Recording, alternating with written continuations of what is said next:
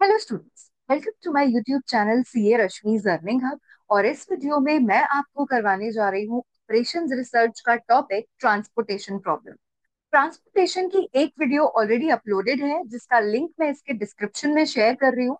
उसमें मैंने आपको कवर कराया था topic north west corner rule, कि कैसे हम initial feasible solution find out करते हैं by north west corner rule. वो हमने फर्स्ट वीडियो में कवर किया था। अब इस वीडियो में हम करने जा रहे हैं next topic, that is least cost method. तो ट्रांसपोर्टेशन प्रॉब्लम को लीस्ट कॉस्ट मेथड से कैसे सॉल्व करना है वो हम इस वीडियो में कवर करने जा रहे हैं। तो सबसे पहले मैं आपको लीस्ट कॉस्ट मेथड के बारे में थोड़ी सी इंफॉर्मेशन दे देती हूँ। लीस्ट कॉस्ट मेथड, शॉर्ट में LCM, और इसको हम मैट्रिक्स मिनिमा मेथड भी बोलते हैं। मैट्रिक्स मिनिमा मेथड मतलब MMM, ये भी इसका नाम है, तो इसका मतलब लीस्ट कॉस्ट मेथड की ही बात हो रही है। तो लीस्ट कॉस्ट मेथड होता क्या है? सबसे पहले आपको लीस्ट कॉस्ट मेथड के बारे में मैं दो बातें बता रही हूँ, तो सिर्फ वो दो पॉइंट्स याद रखने हैं और उसके बाद हम लीस्ट कॉस्ट मेथड को क्वेश्चन के साथ देखेंगे, ठीक है? तो लीस्ट कॉस्ट मेथड में आपको सिर्फ दो पॉइंट्स याद रखने हैं, number one and number two. First point ये है कि लीस्ट कॉस्ट मेथड मतलब आपको एलोकेशन वहां से करनी है स्टार्ट जहां पे सबसे कम कॉस्ट हो। लीस्ट का मतलब क्या होता है? सबसे कम। तो जितनी भी कॉस्ट आपको क्वेश्चन में दी होंगी, आप देखना सबसे कम कॉस्ट कहाँ पे है। तो जहां पे भी सबसे कम कॉस्ट होगी आप अपना एलोकेशन वहीं से स्टार्ट करोगे, ठीक है? एक बार वो एलोकेशन हो गया, उसके बाद देखोगे नेक्स्ट अब जो बचे हुए हैं उनमें सबसे कम कॉस्ट कौन सी है। तो ये है पहला पॉइंट जो आपको याद रखना है, कि आपको स्टार्ट करना है वहां से जहां पे एलोकेशन, जहां पे कॉस्ट क्या है, सबसे कम है, ठीक है? ये है फर्स्ट पॉइंट। सेकंड मतलब लीस्ट कॉस्ट पे आपको एलोकेशन स्टार्ट करना है। दूसरा पॉइंट आता है, एक आता है टाई रूल। टाई रूल का मतलब क्या है? कई बार ऐसा होता है कि जो मैट्रिक्स आपको दी होती है ना, जैसे जो भी आपको मैट्रिक्स दी है, जैसे यहाँ पे मैट्रिक्स है 4 3 1 7 8 5 2 4 9, लेट्स से ये मैट्रिक्स है। और इस मैट्रिक, ये सारी मतलब कॉस्ट है, ठीक है? ऐसे यहाँ पे वेयर हाउसेज हैं और यहाँ पे फैक्ट्री है,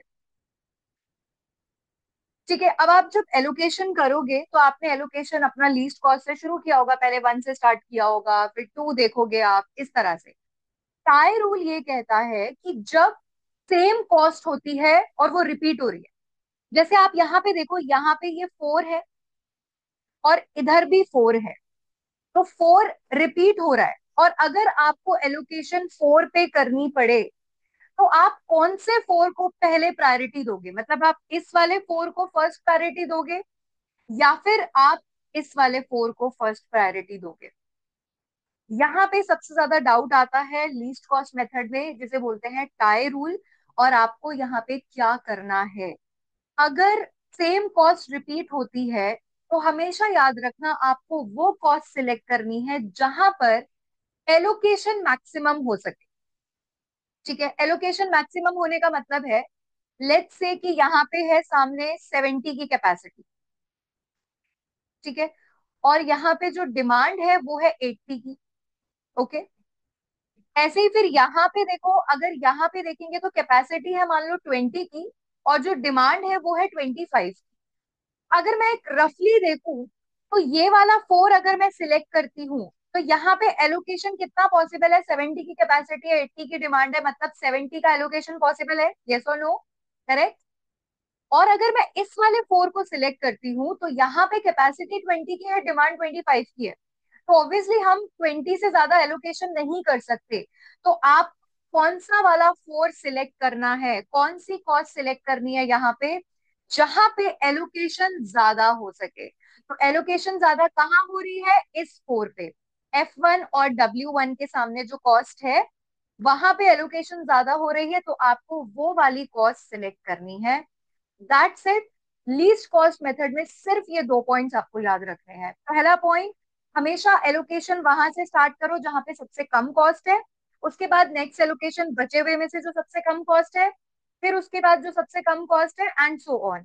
लेकिन अगर कॉस्ट रिपीट हो रही है, तो जो भी कॉस्ट पे आपको एलोकेशन करनी थी वहां पे अगर कॉस्ट वो रिपीट हो रही है दो जगह, तो आपको वो कॉस्ट फॉलो करनी है, वो वाली कॉस्ट सिलेक्ट करनी है जहां पे एलोकेशन ज्यादा हो सके। ठीक है। और इसके साथ अब हम ये लीस्ट कॉस्ट मेथड के ऊपर एक क्वेश्चन देखते हैं, और वो क्वेश्चन से आपको ये बहुत डिटेल में अच्छे से समझ में आ जाएगा। तो चलिए स्टार्ट करते हैं क्वेश्चन। ये देखो, A company has three plants A, B, C for which capacities are 7, 10 and 18 units. तो प्लांट है जिसकी कैपेसिटी है 7, 10 and 18 units. Then it has warehouses P, Q, R and S for which demands are 5, 8, 7 and 15 units. ठीक है। Unit transportation cost, और transportation cost आपको ये दी हुई है 38, 60, 100, 24, 140, 60, ये सब ट्रांसपोर्टेशन कॉस्ट आपको पर यूनिट दी हुई है। ये मैट्रिक्स होती क्या है, कैसे है, ये मैंने जो फर्स्ट वीडियो डाली थी ना, नॉर्थ वेस्ट कॉर्नर रूल, उसमें मैंने डिटेल में समझाया, उसका लिंक भी मैं आपको इसमें शेयर कर दूंगी डिस्क्रिप्शन में।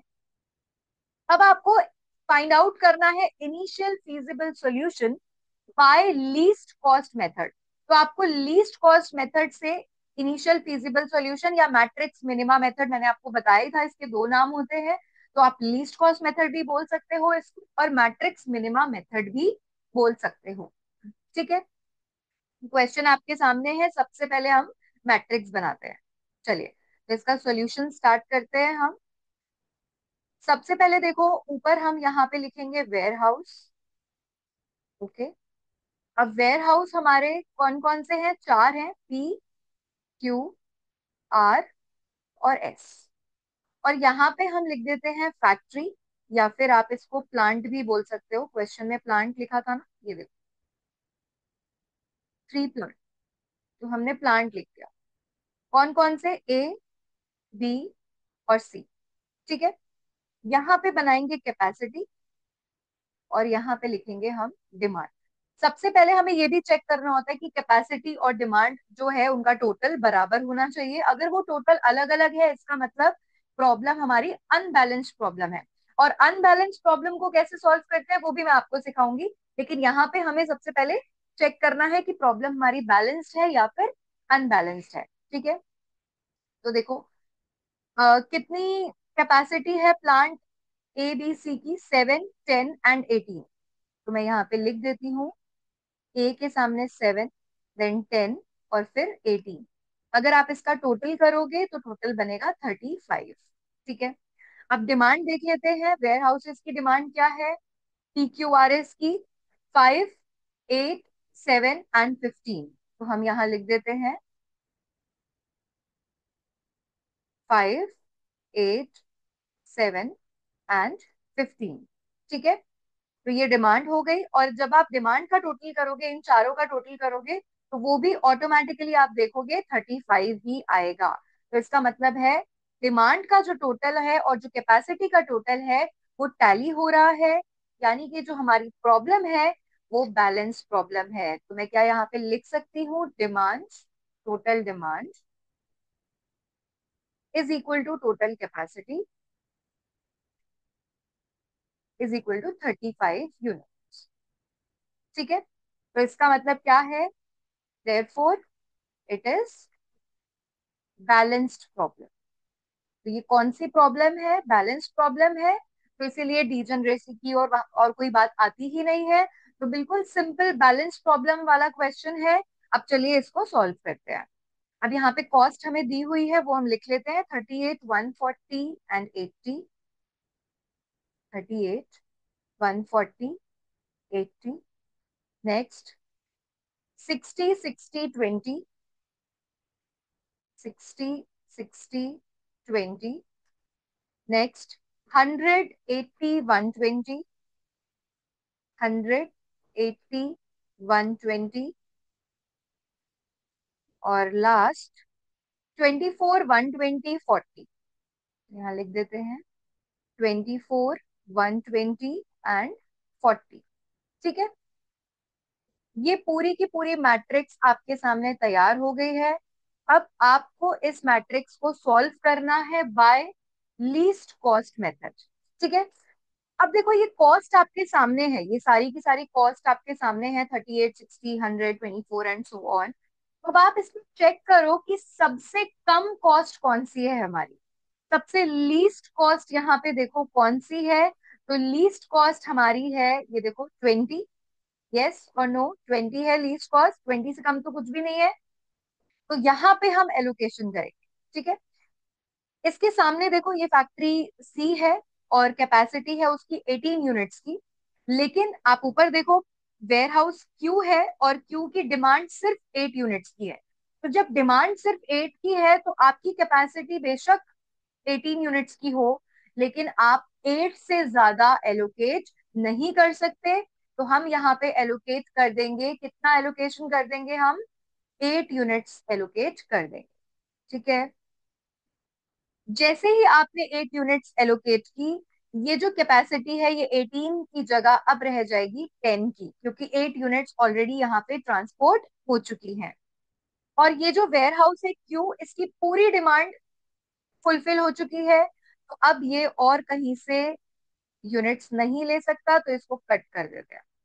ठीक है, अब देखते हैं जो बची हुई यूनिट्स हैं।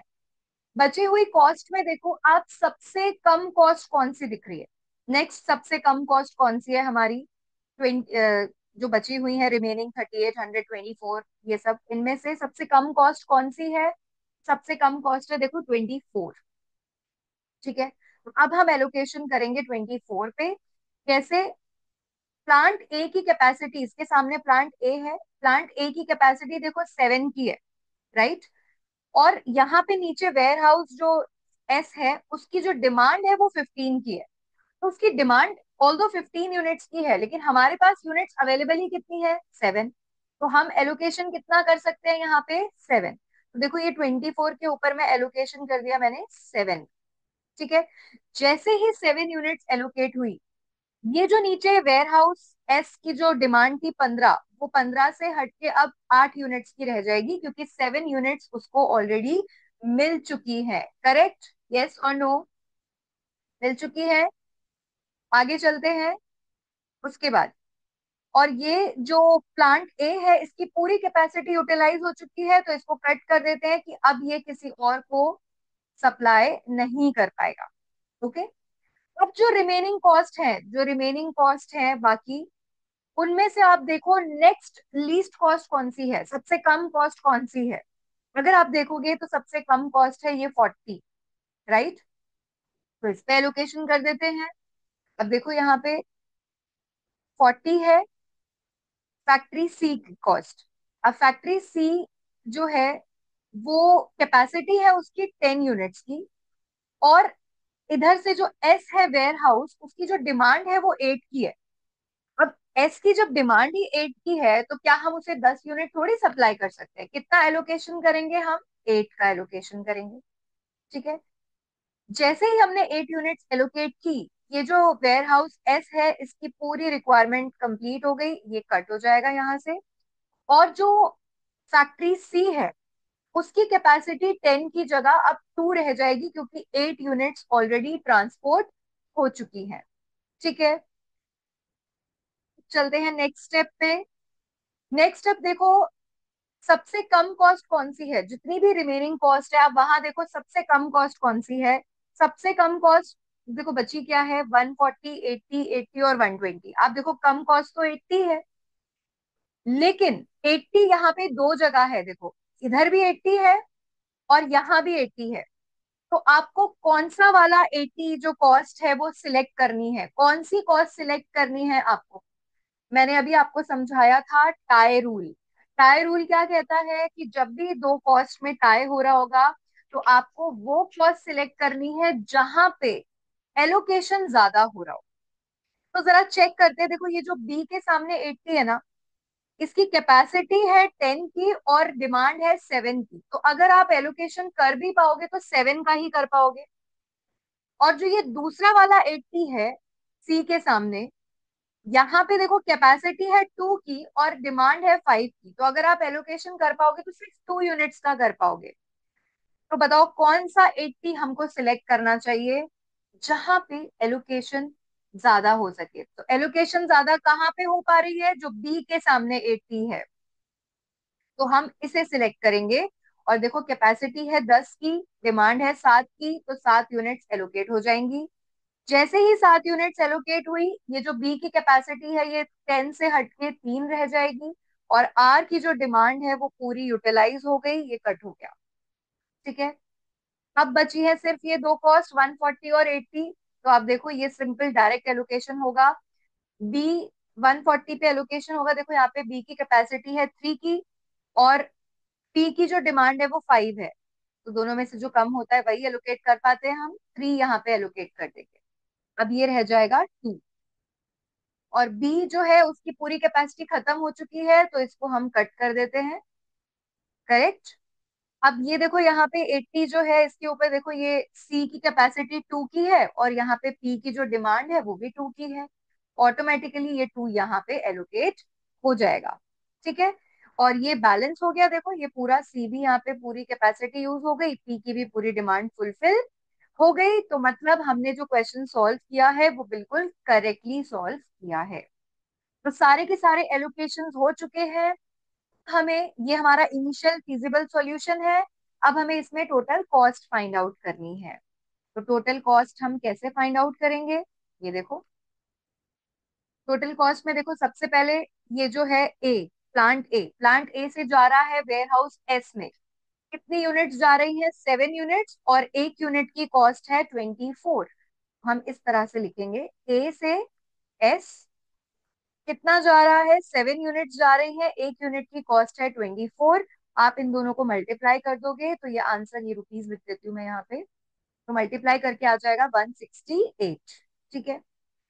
नेक्स्ट, ये जो प्लांट बी है, बी से जा रहा है पी पे। देखो बी से पी पे जा रहा है, 3 यूनिट्स एलोकेट हो रही है, और एक यूनिट की कॉस्ट है 140। तो हम यहाँ पे लिख देते हैं, बी से पी 3 यूनिट जा रही है, और एक यूनिट की कॉस्ट है 140। इसको आप मल्टीप्लाई करोगे तो आ जाएगा 420। ठीक है। नेक्स्ट, फिर बी से आर पे जा रहा है, और 7 यूनिट्स एलोकेट हो रही है, एक यूनिट की कॉस्ट है 80। तो बी से जा रहा है आर पे, 7 यूनिट्स एलोकेट हो रही है, एक यूनिट की कॉस्ट है 80। मल्टीप्लाई करोगे आ जाएगा 560। ठीक है।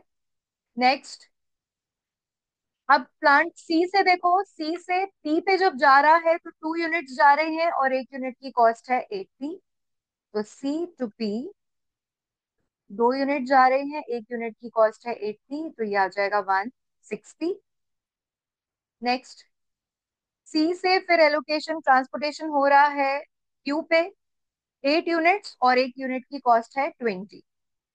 तो सी से क्यू 8 यूनिट्स, और एक यूनिट की कॉस्ट है 20, तो ये आ जाएगा 160 अगेन। ठीक है। लास्ट एलोकेशन सी से एस पे जा रहा है। देखो 8 यूनिट्स जा रही है, और एक यूनिट की कॉस्ट है 40। तो हम यहाँ पे लिख लेते हैं, सी से एस 8 यूनिट्स जा रही हैं, और एक यूनिट की कॉस्ट है 40। ये आ जाएगा 320। ठीक है। सारी कॉस्ट आ गई। अब बस आप कर दो इनका टोटल। तो अगर हम इनको प्लस करेंगे तो आ जाएगा 1788। तो जो टोटल कॉस्ट है, जो इनिशियल फीजिबल सोल्यूशन है हमारा यहाँ पे बाय लीस्ट कॉस्ट मेथड, वो है ट्रांसपोर्टेशन कॉस्ट 1788। ठीक है। आई होप आपको ये लीस्ट कॉस्ट मेथड समझ में आया होगा, ये क्वेश्चन अच्छे से समझ में आया होगा। अगर आपको वीडियो अच्छी लगी हो तो वीडियो को लाइक जरूर कीजिए, अपने फ्रेंड्स के साथ शेयर कीजिए, कमेंट्स कीजिए, और चैनल को सब्सक्राइब करना मत भूलिए। Thank you so much.